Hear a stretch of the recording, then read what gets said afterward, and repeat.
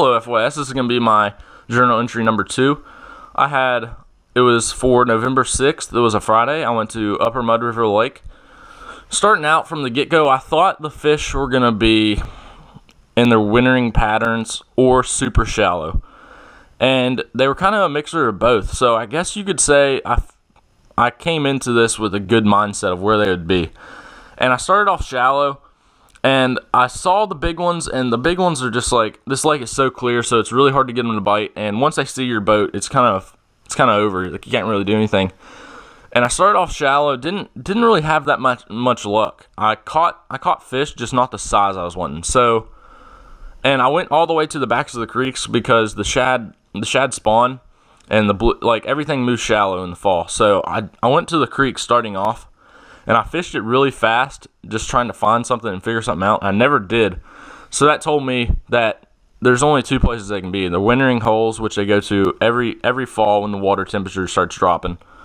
Or they're going to be super shallow. And they weren't super shallow, so I went on some channel swing banks, which means there's a channel in every body of water. Like, before they flood these lakes, there's a creek that runs through them. And those fish, it's like a highway for them, and they sit on it, associate with it. It's a crucial factor in fishing. So I went to a deep bluff bank with a bunch of laydowns on it, which laydowns are like trees and all that. And I started fishing with a jig. My primary bait was a football jig that I created, and it's a cold water bait. And one of the big things in this experiment, I guess you could say, would definitely be the water temperature and the water clarity of this lake, because the lake is super clear, and I had to adjust to that because usually I use like 15 or 20 pound tests, and I had to use 10 because the lake is so clear and they see your line. These fish are just super smart. But I ended up having a really good day. I caught, I think, 6 or 7, and I caught 3. Actually, I caught 4 nice ones, and I ended up having like 13 pounds for 5, and that's a really good day on this lake. Because and something I learned was that I didn't learn too much off this one, because I kind of knew where they were going to be, because it's fall. You read articles about it, you learn about it. And I guess you could say I should have started off deep first. And I don't have much confidence deep, fishing bluff banks, channel swings, and stuff like that.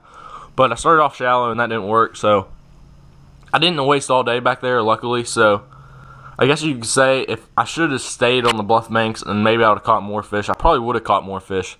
And I probably would have caught more fish if I had stayed longer. I think we fished like 6 hours, which it doesn't seem like that much, but that's really not a lot. Usually we fish like 12, 14. That's a lot for us. I'm driving to these lakes an hour away, so I want to get my time in while I'm there. And that was definitely, I think, the crucial part was I probably should have just stuck to the deep stuff, but I ended up catching a lot of fish, and I'll have some footage of me just fishing. It should be a pretty good video, so I hope you guys enjoy it.